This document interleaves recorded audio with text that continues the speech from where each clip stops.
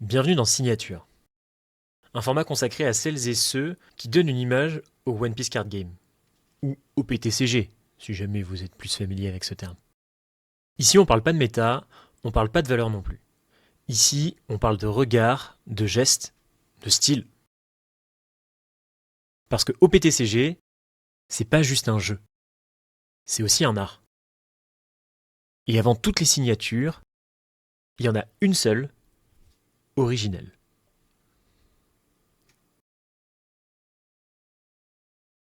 Avant d'être un jeu de cartes, One Piece, c'est un dessin.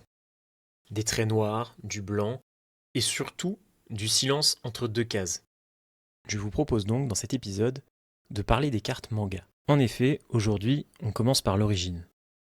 Une carte manga, ce n'est pas une illustration créée pour le jeu, c'est l'inverse.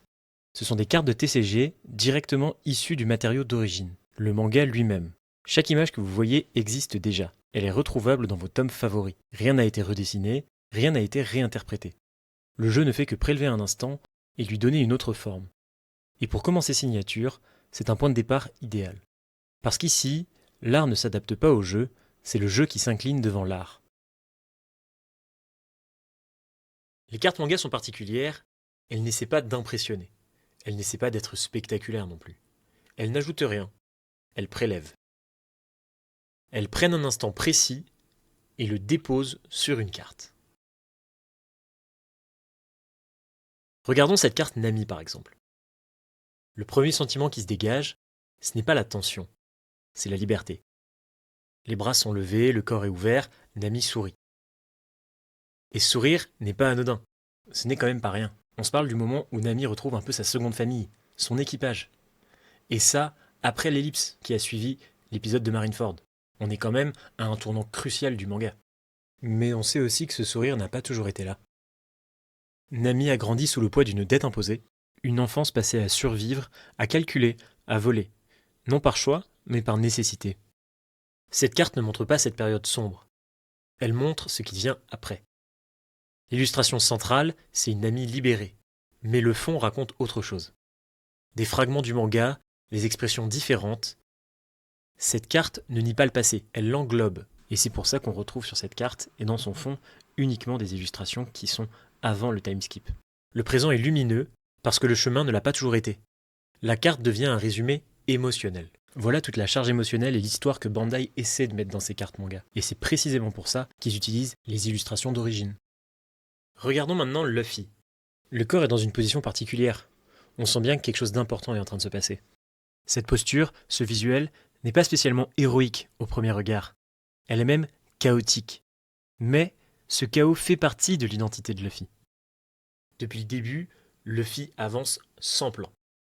Il tombe, se relève et il recommence. Cette carte ne montre pas une victoire, elle montre une mutation. J'irais même jusqu'à dire un passage à la vitesse supérieure.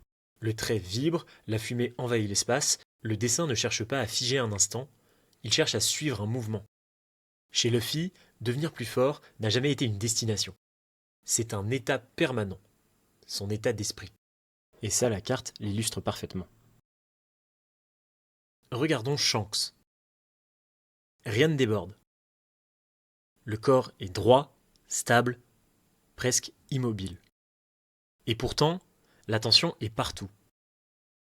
Dans le manga, Shanks agit peu, mais chacune de ses apparitions a un poids et un impact sur la narration. Cette carte ne montre pas l'action en tant que telle. Elle montre la conscience de ce qu'il représente. Le regard n'est pas frontal, il regarde plus haut, plus loin. Il n'y a pas de défi, juste une certitude tranquille. Là où Luffy devient, Shanks, lui, est déjà. La puissance ici ne bouge pas, elle impose le silence et incarne parfaitement le personnage. Ce n'est pas vraiment le cœur du sujet, mais je me dois de faire une petite virgule. Comment oublier les cartes événements manga, qui très souvent représentent les attaques de nos personnages préférés. Dans les mangas, une attaque n'est jamais juste un coup. C'est un nom, un son, une idée. Trépas divin, Kamusari, pour ceux qui lisent et qui suivent le manga, cette attaque est la première attaque nommée de Goldie Roger. le personnage à l'origine de toute l'aventure One Piece. C'est quand même pas rien. Avant même de comprendre ce qui se passe, on se souvient du mot. On se souvient de la violence du geste, de la scène, de la stupeur. C'est souvent la première chose qu'on imite après avoir lu un manga, quand on ressort. Celle qu'on crie, celle qu'on mime, celle qu'on rejoue. Seul ou avec ses amis. C'est ça, la force des attaques de nos personnages préférés. Personnellement, je me souviens parfaitement de l'époque où je poursuivais mon petit frère dans le jardin, avec un bout de bois à la main, en criant Getsuga Tensho après avoir lu Bleach. Souvenir indélébile, sauf pour lui, qui a sans doute préféré oublier l'expérience traumatisante. Bon, entre nous, la vérité c'est que derrière il y avait aussi le grand frère qui gueulait Benkai comme un babouin, avec 2 morceaux de bois à la main et qui était prêt à me fracasser le crâne. Mais bref, passons à la suite. Cette carte ne représente donc pas un personnage. Elle représente un choc. Une attaque créée par Oda. Ce n'est pas seulement une action dessinée. C'est un geste transmis, repris, déformé, adapté, qu'on s'approprie. Figer trépas divin sur une carte manga, ce n'est pas figer une scène, c'est figer une action et un souvenir partagé. Je vous épargne l'analyse de chacune des cartes manga, c'est pas l'objectif. Mais ces cartes existent, comme toutes les cartes de TCG, pour nous permettre de matérialiser un souvenir, un moment, pour transformer une émotion en objet physique. Les cartes manga sont la forme la plus pure de cet exercice. Parce qu'elles ne cherchent pas à en faire plus, elles se limitent à ce qui existe déjà. Et ce qui existe déjà, on le doit à la main d'une seule personne. Une main qui imagine, qui dessine, qui raconte l'une des plus grandes épopées de la littérature moderne. Une main qui y appose sa signature, Eiichiro Oda.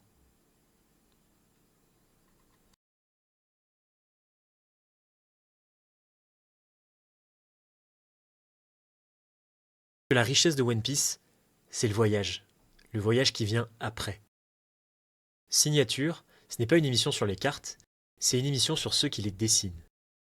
One Piece Card Game, ce n'est pas juste un jeu, c'est aussi un art. Alors pour ça, et rien que pour ça, merci Oda Sensei. Et maintenant, j'aimerais avoir votre avis. Dites-moi dans les commentaires quelle est la carte manga que vous préférez aujourd'hui. Ou bien le personnage qui selon vous n'a pas encore eu l'honneur d'avoir sa carte manga. Je serais curieux de savoir. Et si vous le souhaitez, partagez aussi le nom d'un illustrateur dont la signature vous marque. Comme ça donnera de l'inspiration pour les prochaines vidéos. Signature, en tout cas, c'est la fin du premier épisode, du premier manifeste, qui était dédié à Eiichiro Oda. J'espère que ça vous a plu. J'ai hâte de pouvoir continuer ce format avec vous et d'aller sur d'autres styles, d'autres illustrateurs. On a la chance d'avoir un jeu très riche dans les styles qui sont utilisés pour la création des cartes, alors profitons-en. Signature, ça commence ici et ça continue avec vous. Merci à tous. Si vous avez apprécié le contenu, n'hésitez pas à vous abonner à la chaîne, c'est la meilleure manière de nous soutenir. Et vous pouvez aussi lâcher un énorme pouce bleu, ça fera toujours plaisir. Vous avez également le format OP Opening qui existe dans lequel on ouvre tous les jours un pack One Piece et à la fin de chaque semaine, vous avez la possibilité de gagner en giveaway la carte la plus rare. Vous avez qu'à aller sur le format et regarder en description, vous avez tous les détails si vous souhaitez participer. Vous pouvez également suivre la page Insta et le Twitch sur lequel, pour rappel, on est en live tous les lundis, mardis, jeudis et vendredis matin. Donc n'hésitez pas à passer, vous serez toujours les bienvenus. On se dit à bientôt et d'ici là, bonne aventure à vous tous. Ciao.